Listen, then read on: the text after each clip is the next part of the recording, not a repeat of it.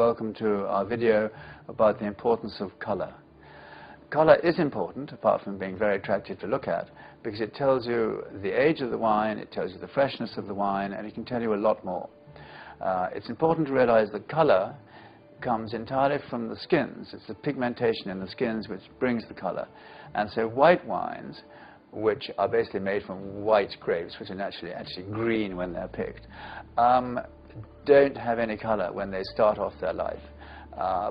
And red wines, which can have red grapes with a thin skin, which will add a little color, or red grapes with a very thick skin, which will add a lot of color, are macerated during fermentation time on the skins for about 10 to 15 days, so they have a very slow extraction of color. What happens with white wines is as they age, they gain in color. And what happens the opposite with red wines is they age, they lose color. So white wines are said technically to maderize. Their color gets fuller and fuller and fuller, and then brown and brown and brown to look like Madeira. And red wines are supposed to oxidize, which means they lose color until the point they're really quite pale. Let's just look at the three wines that I've selected. We've got a 2008 Sauvignon Blanc from South Africa. We've got a 2004 Sauterne from the Bordeaux region. And we've got a 20-year-old Madeira from Madeira. And you can see right away that one is very pale, it's young, and it ought to be. One is very full, golden, and one is brown. So looking at them with a little more depth, you can see the Sauvignon Blanc, which is a beautiful, slightly greeny color. I like green in a young wine because it shows it's fresh.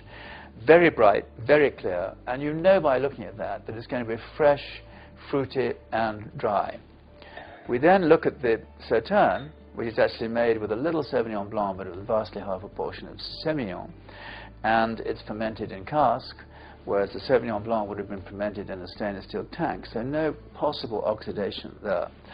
It's golden. And if you look at the legs on this wine, the tears which go down the glass, which I can see very clearly, they're very thick, which means even without smelling it and tasting it, you know that wine is going to be a sweet wine, or you know it's going to be a rich wine. Then we turn to the Madeira, 20-year-old Madeira, which is actually brown.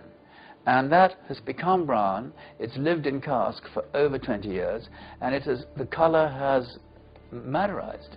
And so it's a concentration of color within the cask. So those three wines, out of the many million of wines in the world, just show you the gradation of color which you can see from a very dry young wine to a sweet wine at 5 years old to a Madeira 20 years old. So what we have here, we have a Syrah Grenache from the south of France, 2008. We have a Cabernet Sauvignon Merlot blend, which is actually a Cru Classé from the Margaux region in Bordeaux, 1995. And we have a 20-year-old Tawny. So you can see, as I said earlier, that red wines lose color with age.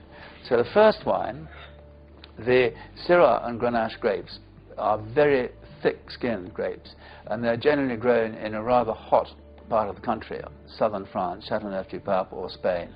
And you look at that color, it's almost purple, and the color, which is deep in the middle, goes straight to the rim, and the rim is still purple. So you know by looking at that color, A, it's going to be a richly extracted wine, but B, it's still very, very young, and therefore it's going to taste youthful. Then we turn to the 1995 Margaux, which is 13, 14 years old, and that's a very good depth of color. The Cabernet Sauvignon is a very dark colored grape indeed, but you can see that it's lost its purpleness of youth, and the rim, which tells you as the wine's aging, how it's aging, the rim is really quite brick red. The rim is fading. So you can sense that that's a mature wine becoming even more mature. So you would not expect the same vibrant fruit from that as you would from that. And then we look at the 20-year-old Tawny, and you can see it's tawny. It's sort of has a not even a brick red.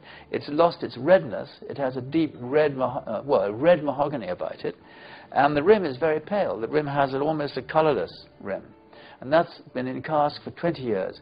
So it's oxidized. It's lost color with age. There are many, many other things you can learn from colour, because there's so many wines, but the colour is where you start, and the colour is really a very, very important thing. Thank you.